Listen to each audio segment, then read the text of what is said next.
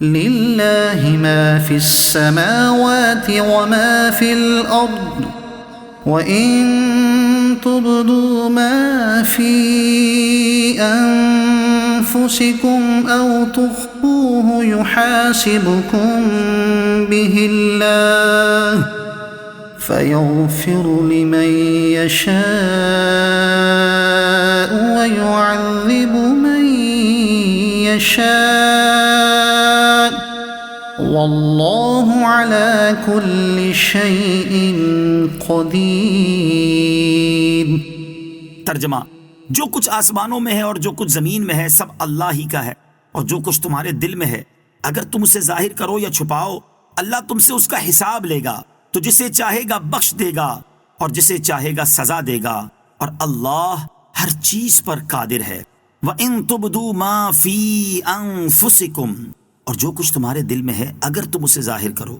انسان کے دل میں دو طرح کے خیالات آتے ہیں، ایک بطور وسوسہ کے اور ایک بطور عزم و ارادہ کے۔ وسوسوں سے دل کو خالی کرنا انسان کی قدرت میں نہیں، لیکن آدمی انہیں برا سمجھتا ہے اور اس پر عمل کرنے کا ارادہ نہیں کرتا۔ ان کو حدیث نفس اور وسوسہ کہتے ہیں، اس پر مواخذہ نہیں۔ بخاری اور مسلم کی حدیث میں ہے کہ سرکار دو عالم علیہ الصلوۃ والسلام نے ارشاد فرمایا کہ میری امت کے دلوں میں جو وسوسے آتے ہیں اللہ تعالیٰ ان سے تجاوز فرماتا ہے جب تک کہ وہ انہیں عمل میں نہ لائیں یا انہیں اپنے کلام میں نہ لائیں۔ یہ وسوسے اس آیت میں داخل نہیں۔ دوسرے وہ خیالات جن کو انسان اپنے دل میں جگہ دیتا ہے اور ان کو عمل میں لانے کا قصد و ارادہ کرتا ہے، ان پر مواخذہ ہوگا، اور انہی کا بیان اس آیت میں ہے کہ اپنے دلوں میں موجود چیز کو تم ظاہر کرو یا چھپاؤ اللہ تعالیٰ تمہارا ان پر محاسبہ فرمائے گا۔ حضرت علامہ شیخ عبدالحق محدث دہلوی رحمۃ اللہ تعالی فرماتے ہیں، جو برا خیال دل میں بے اختیار اور اچانک آ جاتا ہے اسے حاجز کہتے ہیں۔ یہ آنی فانی ہوتا ہے، آیا اور گیا۔ یہ پچھلی امتوں پر بھی معاف تھا اور ہمیں بھی معاف ہے، لیکن جو دل میں باقی رہ جائے وہ ہم پر معاف ہے، پچھلی امتوں پر معاف نہ تھا۔ اگر اس برے خیال کے ساتھ دل میں لذت اور خوشی پیدا ہو تو اسے ہم کہتے ہیں، اس پر بھی پکڑ نہیں، اور اگر ساتھ ہی کر گزرنے کا پختہ ارادہ بھی ہو تو وہ عزم ہے، اس کی پکڑ ہے۔ کفر اور گناہ کے عزم کا شرعی حکم، یاد رہے کہ کفر کا عزم کرنا کفر ہے، لہٰذا اگر کسی نے 100 سال بعد بھی کفر کرنے کا ارادہ کیا وہ ارادہ کرتے ہی کافر ہو جائے گا۔ اور گناہ میں حکم یہ ہے کہ گناہ کا عزم کر کے اگر آدمی ثابت رہے اور اس کا قصد و ارادہ رکھے لیکن اس گناہ کو عمل میں لانے کے اسباب اس کو میسر نہ آ سکیں اور وہ مجبوراً اس کو نہ کر سکے تو اکثر علماء کے نزدیک اس سے مواخذہ کیا جائے گا۔ امام ابو منصور ماتریدی رحمۃ اللہ تعالی کا یہی موقف ہے، اس کی ایک دلیل یہ آیت ہے۔ ترجمہ: بے شک جو لوگ چاہتے ہیں کہ مسلمانوں میں بے حیائی کی بات پھیلے ان کے لیے دنیا اور آخرت میں دردناک عذاب ہے۔ نیز اس کی دلیل وہ حدیث ہے جس میں فرمایا گیا کہ بندہ جس گناہ کا قصد کرتا ہے اگر وہ عمل میں نہ آئے جب بھی اس پر عتاب کیا جاتا ہے۔ ہاں اگر بندے نے کسی گناہ کا ارادہ کیا پھر اس پر نادم ہوا اور استغفار کیا تو اللہ تعالیٰ اس کو معاف فرمائے گا۔ شیطان کی انسان دشمنی، یاد رہے کہ انسان کے دل میں شیطان وسوسے ڈالتا ہے، اور بعض اوقات یہ وسوسے اتنے خطرناک ہوتے ہیں کہ انسان کے لیے اپنا دین و ایمان بچانا مشکل ہو جاتا ہے۔ جیسے شیطان کبھی اللہ تعالیٰ کے بارے میں، کبھی تقدیر کے بارے میں، کبھی ایمانیات کے بارے میں، کبھی عبادات کے بارے میں، کبھی طہارت و پاکیزگی کے معاملات کے بارے میں، اور کبھی طلاق کے بارے میں وسوسے ڈالتا رہتا ہے۔ حضرت یحییٰ بن معاذ رازی رحمۃ اللہ تعالی فرماتے ہیں، شیطان فارغ ہے اور تم مشغول و مصروف ہو۔ شیطان تمہیں دیکھتا ہے مگر تم اسے نہیں دیکھ سکتے۔ تم شیطان کو بھولے بیٹھے ہو مگر وہ تمہیں برائی میں مبتلا کرنے سے نہیں بھولا۔ تمہارا نفس خود تمہارا دشمن و مخالف ہے اور شیطان کا مددگار ہے، اس لیے شیطان اور اس کے حامیوں سے جنگ کرنا اور انہیں مغلوب کرنا بہت ضروری ہے، ورنہ اس کے فتنہ و فساد اور اس کی ہلاکت و بربادی سے بچنا بہت مشکل ہے۔ سرور دین لیجے اپنے ناتوانوں کی خبر، سرور دین لیجے اپنے ناتوانوں کی خبر، نفس و شیطان سیدہ کب تک دباتے جائیں گے۔ آمن الرسول بما انزل الیہ من ربہ والمؤمنون کل آمن باللہ وملائکتہ وکتبہ ورسلہ لا نفرق بین احد من رسلہ وقالوا سمعنا وأطعنا غفرانك ربنا وإليك المصير۔ ترجمہ: رسول اس پر ایمان لایا جو اس کے رب کی طرف سے اس کی طرف نازل کیا گیا، اور مسلمان بھی سب اللہ پر اور اس کے فرشتوں اور اس کی کتابوں اور اس کے رسولوں پر یہ کہتے ہوئے ایمان لائے کہ ہم اس کے کسی رسول پر ایمان نہ لانے میں فرق نہیں کرتے۔ اور انہوں نے عرض کی، اے ہمارے رب، ہم نے سنا اور مانا، اور ہم پر تیری معافی ہو اور تیری ہی طرف پھرنا ہے۔ کل آمنا، سب ایمان لائے۔ اصول و ضروریات ایمان کے 4 مرتبے ہیں۔ نمبر 1، اللہ تعالیٰ کی وحدانیت اور اس کی تمام صفات پر ایمان لانا۔ نمبر 2، فرشتوں پر ایمان لانا، اور وہ یہ کہ یقین کرے اور مانے کہ وہ موجود ہیں، معصوم ہیں، پاک ہیں، اللہ تعالیٰ کے اور اس کے رسولوں کے درمیان احکام و پیغام کے واسطے ہیں۔ نمبر 3، اللہ تعالیٰ کی کتابوں پر ایمان لانا اور یہ عقیدہ رکھنا کہ جو کتابیں اللہ تعالیٰ نے نازل فرمائیں اور اپنے رسولوں کے پاس وحی کے ذریعے بھیجی، وہ بے شک و شبہ سب حق اور سچ اور اللہ تعالیٰ کی طرف سے ہیں، اور قرآن کریم تغییر، تبدیل اور تحریف سے محفوظ ہے اور محکم و متشابہ پر مشتمل ہے۔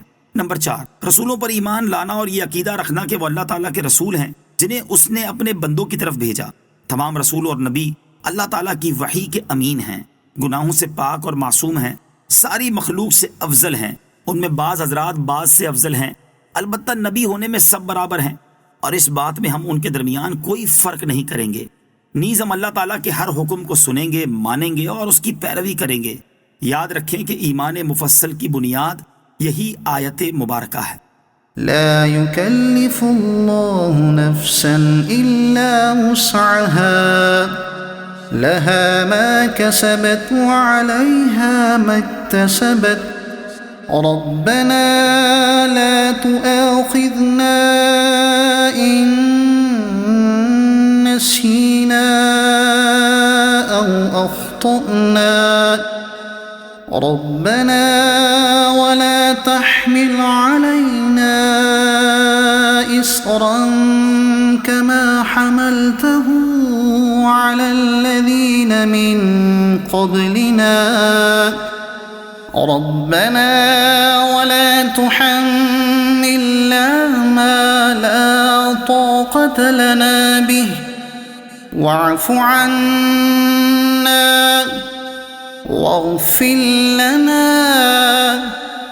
وارحمنا أنت مولانا فانصرنا على القوم الكافرين۔ ترجمہ: اللہ کسی جان پر اس کی طاقت کے برابر ہی بوجھ ڈالتا ہے۔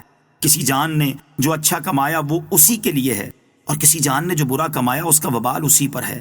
اے ہمارے رب، اگر ہم بھولیں یا خطا کریں تو ہماری گرفت نہ فرما۔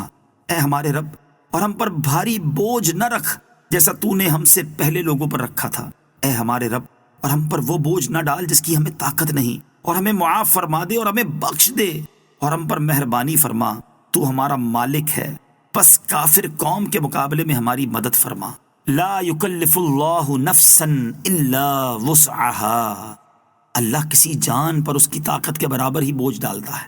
اللہ تعالیٰ کسی پر طاقت سے زیادہ بوجھ نہیں ڈالتا، لہٰذا غریب پر زکوٰۃ نہیں، نادار پر حج نہیں، بیمار پر نماز میں قیام فرض نہیں، معذور پر جہاد نہیں۔ الغرض اس طرح کے بہت سے احکام معلوم کیے جا سکتے ہیں۔ لہا ما کسبت، کسی جان نے جو نیک عمل کمایا وہ اسی کے لیے ہے۔ آدمی کے اچھے عمل کی جزا اور اس کے برے عمل کی سزا اسی کو ملے گی۔ یہ آیت مبارکہ آخرت کے ثواب و عذاب کے بارے میں ہے، لیکن اس کے ساتھ اس طرح کا معاملہ دنیا میں بھی پیش آتا رہتا ہے کہ ہر آدمی اپنی محنت کا پھل پاتا ہے، محنت والے کو اس کی محنت کا صلہ ملتا ہے، جبکہ سست و کاہل اور کام چور کو اس کی سستی کا انجام دیکھنا پڑتا ہے۔ لوگوں سے بھلائی کرنے والا بھلائی پاتا ہے اور ظلم کرنے والا خود بھی زیادتی کا شکار ہو جاتا ہے۔ ربنا لا تؤاخذنا، اے ہمارے رب ہماری گرفت نہ فرما۔ یہاں سے اللہ تعالیٰ نے اپنے مومن بندوں کو ایک اہم دعا کی تلقین فرمائی کہ وہ اس طرح اپنے پروردگار سے عرض کریں۔ دعا کا مفہوم ترجمے سے واضح ہے، اس دعا کو زبانی یاد کر لینا چاہیے۔ سورہ بقرہ کی آخری 2 آیتوں کی بڑی فضیلت ہے۔ حضرت جبیر رضی اللہ تعالیٰ عنہ سے روایت ہے، نبی کریم علیہ الصلوۃ والسلام نے فرمایا، اللہ تعالیٰ نے سورہ بقرہ کو ان 2 آیتوں پر ختم فرمایا ہے جو مجھے اس کے عرش کے خزانے سے عطا ہوئیں، لہٰذا انہیں سیکھو اور اپنی عورتوں کو سکھاؤ کہ یہ نماز یعنی نماز میں ان کی قرات کی جاتی ہے اور قرآن و دعا ہیں۔ کما حملتہ علی الذین من قبلنا، جیسا تو نے ہم سے پہلے لوگوں پر رکھا تھا۔ بنی اسرائیل پر کئی احکام ہم سے زیادہ سخت تھے، جیسے بعض گناہوں کی توبہ میں خودکشی کرنا، ناپاک کپڑے کا جلانا، گندی خال کاٹنا اور زکوٰۃ میں چوتھائی مال دینا، ان کے مقابلے میں ہم پر نہایت آسانیاں ہیں۔